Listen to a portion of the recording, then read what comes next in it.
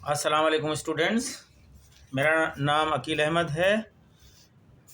मैं आपका अकाउंटिंग का टीचर। कोर्स नंबर आपको बताता हूँ, जो है हमारा 1339, जो अकाउंटिंग का है, अल्लामा इक़बाल ओपन यूनिवर्सिटी का। मैं स्पेशल जनरल आपको पढ़ा रहा हूँ, जिसके मैंने 5 लेक्चर रिकॉर्ड कर दिए हैं। आज मैं कैश बुक का क्वेश्चन, जो आपकी किताब का पेज नंबर 141 पे है, इलस्ट्रेशन नंबर 3 के नाम से, वो आपके सामने सॉल्व करूंगा। जो cash book, single column cash book से मुताल्लिक है। सिंगल कॉलम कैश बुक कैसे बनाई जाती है, उसके अंदर हम किस तरह एंट्री करेंगे, क्वेश्चन को देखते हैं और फिर सॉल्व करते हैं। देखें, पहले मैं आपको फॉर्मेट दिखा दूँ सिंगल कॉलम कैश बुक का। ये आपके सामने सिंगल कॉलम कैश बुक का ये मैंने बनाया हुआ है फॉर्मेट। इलस्ट्रेशन नंबर, ये इलस्ट्रेशन नंबर, एक मिनट, पेज नंबर है 139, पेज नंबर है किताब का 139। इलस्ट्रेशन नंबर आपकी 1 है। मैं अभी आपको दिखाऊंगा इलस्ट्रेशन, ठीक है। जब भी हम कैश बुक बनाने जाएंगे तो सबसे पहले सवाल में देखेंगे कि कारोबार का नाम क्या है, वो नाम ऊपर लिखेंगे, बीच में बिल्कुल पेपर के सेंटर में 2 पेपर ले लेंगे। बीच का जो पेपर होता है रजिस्टर का, उस पर बनाएंगे कैश बुक को, ठीक है। जो भी आपकी एग्जामिनेशन कॉपी होगी उसको बिल्कुल सेंटर में दोनों साइड पर बनाएंगे। पहले मिस्टर या मिसिज, मैसर्स, जो भी नाम हो कारोबार का, मिस्टर अहमद या मैसर्स नईम एंड कंपनी, जो भी नाम होगा इस तरह ऊपर नाम लिख देंगे यहाँ पे। फिर दूसरी लाइन में लिखेंगे सिंगल कॉलम कैश बुक। फिर किस पीरियड की सवाल में देखना, पीरियड कौन सा है। ये for the month of January 2012 का इलस्ट्रेशन है। क्वेश्चन में जो दी गई है इलस्ट्रेशन में लिखा है इलस्ट्रेशन नंबर 1, जो है, जो आपके पेज नंबर 139 पे इलस्ट्रेशन किताब के 1339 कोर्स कोड नंबर है 1339। उसकी बुक के पेज नंबर 139 पे इलस्ट्रेशन नंबर है, जो कि सिंगल कॉलम कैश बुक से मुताल्लिक है। अच्छा, सिंगल कॉलम कैश बुक का ये कैश बुक का, वैसे तो ये सिंगल कॉलम कैश बुक है। कैश बुक का मेन जो कॉलम होते हैं वो यही होते हैं। एक टी काउंट, आपने पहले यहाँ से लाइन खींची, यहाँ पे स्केल लगा के एक लाइन खींची, फिर स्केल लगा के दूसरी लाइन खींची, फिर बिल्कुल पेपर के सेंटर से एक लाइन खींची। आपने ट्रांजेक्शन को देख लिया, कितने ट्रांजेक्शन, उसके हिसाब से आपने एक लाइन खींच ली पेपर के बिल्कुल सेंटर से। पेपर का जो सेंटर है, इस सेंटर के लेफ्ट साइड पे जो है आपका डेबिट साइड है, और इसकी राइट साइड पे आपके जो कॉलम है वो क्रेडिट साइड के कॉलम है। ये आपको याद रखना होगा, ये क्रेडिट साइड है, ये मैंने यहाँ लिख भी दिया है, क्रेडिट साइड, ठीक है। अभी बिल्कुल सेंटर, बिल्कुल पेपर का ही सेंटर है ये। अगर हम इसमें कॉलम हटा दो तो ये टी की शक्ल हो जाएगा, टी कॉलम लगाएं। तो अब हमने इसके कॉलम बनाए, तो यहाँ से हमने जो सेंटर है, यहाँ से पहला कॉलम जो है वो कैश अमाउंट का कॉलम है। किसका, कौन सा कॉलम है, कैश अमाउंट का। कैश का सिर्फ एक ही कॉलम है, क्योंकि सिंगल कॉलम कैश बुक है ना, ये एक ही कॉलम दिया है। इसके बाद लेजर फॉलियो ये आता है।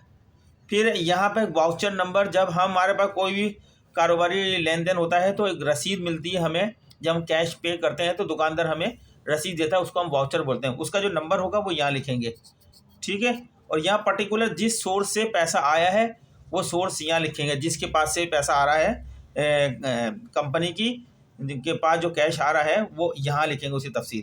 यहाँ तारीख लिखेंगे, ये डेट का कॉलम है। अच्छा, ये साइड होती है डेबिट, मैंने यहाँ डेबिट लिखा हुआ है, यहाँ क्रेडिट लिखा हुआ है। जो कॉलम यहाँ बनाए हमने डेबिट साइड में, वही कॉलम हमारे सेम कॉलम क्रेडिट साइड में बनेंगे। देखें, इसके बाद ये डेट का कॉलम हो गया, ये पर्टिकुलर यहाँ तफसीलात लिखी जाएगी, यहाँ तारीख लिखी जाएगी उसकी।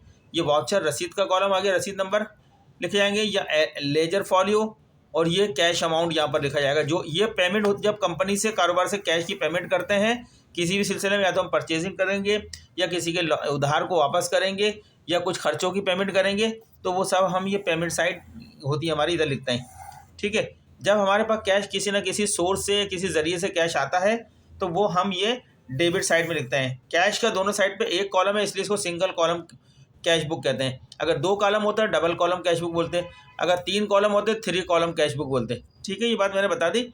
अब इलस्ट्रेशन मैं आपके सामने रखता हूँ, फिर इस कैश बुक के अंदर हम उसको पोस्ट करेंगे। मैंने बनाना बता दिया आपको। आप इसको यहाँ रख के सेंटर में लाइन खींचिएगा यहाँ से, फिर एक कॉलम ये ड्रॉ करिएगा स्केल रख के, फिर दूसरा ये ड्रॉ कीजिएगा, फिर ये ड्रॉ, फिर ये डेट का कॉलम, बिल्कुल यही सेम कॉलम इस साइड पे आ जाएंगे। और नीचे जो है टोटल के कॉलम होते हैं, ये कैश के टोटल और यहाँ के टोटल। फिर बैलेंस कर लिए जाते हैं कि कितना कैश आपके पास पड़ा था और कितनी पेमेंट हो गई, बाकी बैलेंस कितना रह गया महीने के आखिर में। तो हम बनाते हैं इलस्ट्रेशन से। मैं लेता हूँ किताब की, आपको दिखाता हूँ इलस्ट्रेशन। ये आपकी बुक है, बुक का पेज नंबर 139, देखें पेज नंबर 139 है ये, ठीक। ये आपकी कैश बुक बनी भी है, दिखाइए उन्होंने सॉल्यूशन। ये इलस्ट्रेशन चूँकि मिसाल है, मिसाल नंबर 1। मैं पढ़ता हूँ सवाल, आपके पास किताब होगी, खोल के देख लिया किताब, नहीं है तो मैं आप इससे देख लें, अगर नहीं है तो। मैं मिसाल नंबर 1 पढ़ रहा हूँ, illustration number 1, single column cash book से मुतालिक है ये। फ्रॉम द फॉलोइंग ट्रांजेक्शन, जो दर्ज नीचे जो जितनी भी लेन देन दिए जा रहे हैं ट्रांजेक्शन, यानी right up single column cash book, single column cash book बनाए, ये दी गई ट्रांजेक्शन की मदद से। कौन से महीने की? For the month of January 2012, ठीक है। अब हमारे पास ये एक तारीख का दिया हुआ है, 5 जनवरी का, 1 जनवरी का, 5 जनवरी का, 7 जनवरी का, 10 जनवरी का, 15 जनवरी का, 17 जनवरी, 20 जनवरी, 24 जनवरी, 28 जनवरी, 31 जनवरी की।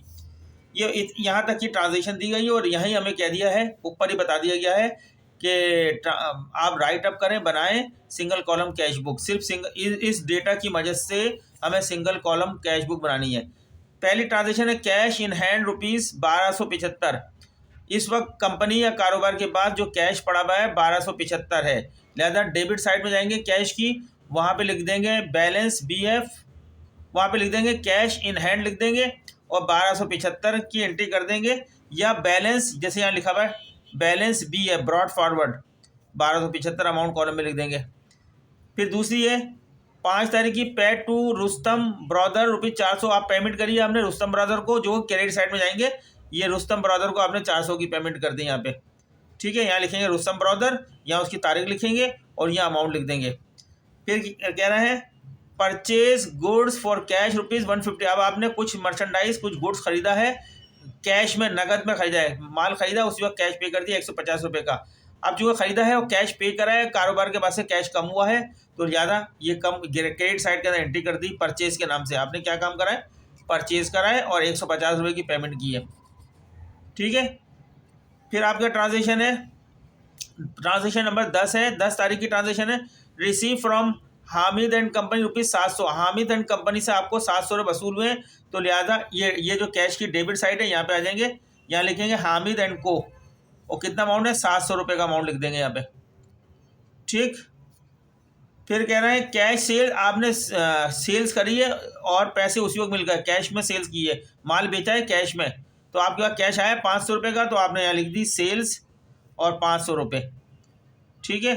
फिर आपके पास है 17 तारीख की paid Salim trading company ₹300। Salim साहब को आपने सलीम ट्रेडिंग कंपनी को ₹300 की अदायगी की है, तो ये क्रेडिट साइड में आ जाएंगे और यहाँ सलीम ट्रेडिंग कंपनी को ₹300 लिख देंगे अमाउंट कॉलम में, कैश चला गया, ठीक है। फिर इसके बाद आपके 20 तारीख को रिसीव फ्रॉम रहीम ₹। अब रहीम साहब से ₹1400 वसूल हुए हैं, 1400, तो ये डेबिट साइड में लिखेंगे यहाँ पे टू रहीम करके, टू रहीम लिखा और ₹1400 वसूल कर लिए, ठीक है।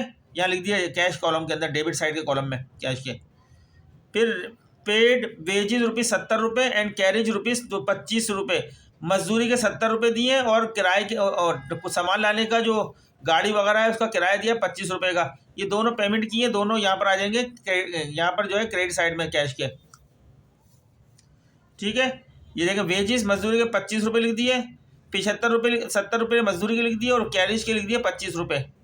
फिर आगे कहते हैं बॉट मशीनरी फॉर कैश ₹1500 की मशीनरी खरीदी है कैश में, ठीक है। कैश की पेमेंट में ₹1500 की, यहाँ लिख देंगे मशीनरी, बाई मशीनरी और ₹1500 शो कर दिए। फिर कह रहे हैं बॉट मशीनरी फॉर, अच्छा फिर कह रहे हैं पेड रेंट 150 का किराया अदा कर दिया आपने, तो आपने लिखा है यहाँ पे रेंट और ₹150, ठीक है। अब क्या करेंगे हम इसका, ये जो डेबिट साइड में कैश है लेफ्ट साइड में, इस सब अमाउंट को जमा कर लेंगे, ₹3875 टोटल आया ये। और डेबिट साइड का हमेशा कैश कम आएगा, इसका भी टोटल कर लेंगे, टोटल को इस टोटल में से माइनस करेंगे, जो बैलेंस आएगा वो यहाँ लिखेंगे बाई बैलेंस CD।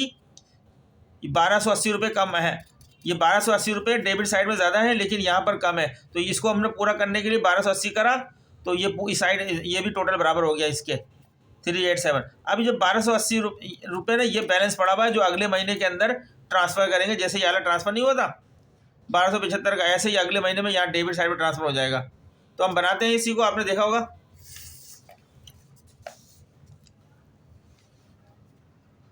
चलें जी, अब हम आपके सामने बना रहे हैं। पहली तारीख को है 1 जनवरी को है cash in hand rupees 1275, balance पड़ा हुआ है 1275 रुपये का इनके पास। तो ये आपकी डेबिट साइड है, ये कैश अमाउंट का कॉलम है। यहाँ पे हम क्या लिखेंगे, 1 तारीख, 1 तारीख लिख दी। यहाँ लिखेंगे क्या, to balance brought down, brought down लिख लें या BF लिख लें, ब्रॉड फॉरवर्ड लिख सकते हैं, BF भी लिखते हैं, ठीक है। ब्रॉड डाउन लिखें या ब्रॉड फॉरवर्ड लिखें। कितना जो सवाल में दिया है 1275, ये अमाउंट कॉलम में लिख देंगे 1275 रुपये। फिर है 5 तारीख को आपके पास किताब होगी, देख लीजिएगा, मैंने अभी आपको दिखाई है, तो आप रिपीट करके इसको देखें, उसको नोट कर लें पहले ट्रांसलेशन को, फिर अब मैं बताते जा रहा हूँ तो आपको पता चलेगा कैसे कर रहा हूँ। फिर 5 तारीख को है आपको 5 जनवरी को paid to Rustam brother ₹400, Rustam brother को आपको पेमेंट करनी थी। जब वक्त आया तो आपने 400 रुपये की 5 तारीख को पेमेंट कर दी। तो कैश कंपनी का कम हुआ है, तो ये क्रेडिट साइड में जाएंगे। यहाँ लिखेंगे 5 तारीख, ठीक है। किसके ज़रिए से पेमेंट हुई है, बाई, किसको पेमेंट की गई है,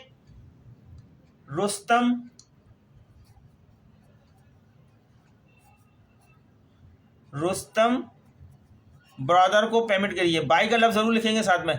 यहाँ जो भी वर्ड एंट्री करेंगे 2 करके लिखेंगे आगे, और यहाँ बाई से शुरू करेंगे हर एंट्री को, ठीक है। इसका अमाउंट कितना है, 400 रुपये लिख दिया यहाँ पे, ठीक है। फिर इसके बाद एंट्री है entry number 7, purchase goods for cash ₹150 रुपये कैश देकर कुछ मर्चेंडाइज, कुछ सामान खरीदा है। तो यहाँ पर आ जाएंगे, कौन सी तारीख है, 7 तारीख लिखेंगे यहाँ पे, और बाई का लफ्ज़ लिखेंगे। फिर लिखेंगे हमने क्या करा, परचेजिस की पेमेंट करिए, परचेजिस करिए गुड्स की परचेजिस, और कितनी, 150 की पेमेंट करिए, 150 की। फिर आपकी 10 तारीख है, 10 तारीख को कहते हैं receive from Hamid and company 700 रुपये। हामिद एंड कंपनी आपका एक कस्टमर था, उसने उधार माल खरीदा था, आप उससे 700 रुपये वसूल कर रहे हैं। क्या तारीख है, 10 तारीख। रिसीव करने की साइड ये है, पेमेंट करने की साइड ये है कैश बुक की। 2 कहाँ से आया है पैसा, हामिद से। रिसीव किससे हुआ है, हामिद एंड को से कितना पैसा रिसीव हुआ है, 700 रुपये, यहाँ लिख देंगे 700 रुपये।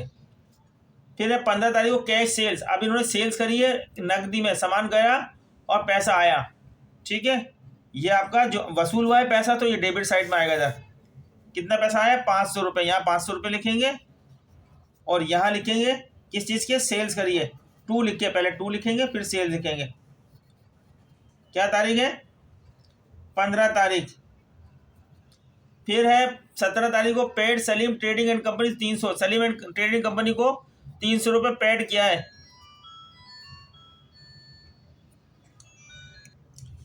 तारीख क्या है यहाँ पर, 17 तारीख, और यहाँ लिख देंगे बाई करके, किसको पेमेंट किया, सलीम ट्रेडिंग एंड को, कितने, 300 रुपये। उसके बाद आपके पास है 20 तारीख की एंट्री, वसूल करा रिसीव फ्रॉम रहीम से 1400 रुपये मिले, तो ये रिसीव करने की साइड यहाँ पर है, डेबिट साइड है, 1400 रुपये किससे रिसीव हुए, टू रहीम से पैसा आया है, और यहाँ तारीख लिख देंगे इसकी 20 तारीख, 1400 रुपये यहाँ लिख दिया कॉलम में, यहाँ रहीम लिख दिया, 2 करके रहीम, और 20। इसके बाद फिर आपके पास एंट्री है 24 तारीख को पेड वेजेज ₹70 एंड कैरेज ₹25, आपने पेमेंट करी है, तो पेमेंट की साइड इधर आ जाएंगे, और ये तारीख है 24 तारीख। 24 तारीख को 2 पेमेंट करिए, एक तो वेजिस की करिए, बाई वेजिस की कितनी की है, 70 रुपये, यहाँ 70 रुपये लिख देंगे, और फिर एक और की है आपने बाई कैरेज की पेमेंट की है, गाड़ी वगैरह का किराया होता है सामान लाने का, कैरिज 25 रुपये की पेमेंट की है। फिर 28 तारीख को आपने मशीनरी खरीदी है तो पेमेंट की है कैश 1500 रुपये। Bought machinery for cash rupees 1500 रुपये। आपने मशीनरी खरीदी है और कैश में पेमेंट करी है, तो ये 1500 की आपने पेमेंट करी है। बाई मशीनरी लिखेंगे यहाँ पे। फिर लास्ट ट्रांजेक्शन है किस तारीख को है बाई मशीनरी, ये 28 तारीख को है। फिर लास्ट ट्रांजेक्शन है फिर 31 तारीख को फिर पेड कराए रेंट 150 रुपये का। बाई रेंट किराया होता है कितने पेमेंट किए 150। ठीक है, अब ये तमाम ट्रांजेक्शन की कर दी गई हैं। आप क्या काम करेंगे, सबसे हमेशा कैश की डेबिट साइड बड़ी आएगी, डेबिट साइड का टोटल दोनों तरफ लिख देंगे। आप देखें 1275 5, ये 5 आ गया, टोटल करें आप 7 का 7 आ गया, 2 7 9, 5 14 और 4 14 4 16 18 का 8 हासिल 1, ये 3,875 टोटल आ गया। 3,875 आ गया। ये डेबिट साइड का टोटल कितना है। अब क्रेडिट साइड का टोटल कितना देखते हैं कितना है, हरे पेन से लिख लेंगे कह रहे। अच्छा, हम यहाँ लिख देंगे 3875 और 3 डेबिट में से ये माइनस कर देंगे, तो यहाँ लिखेंगे बाई बैलेंस CD कितना है 1280 का बैलेंस है। ये आपकी कैश बुक बन गई।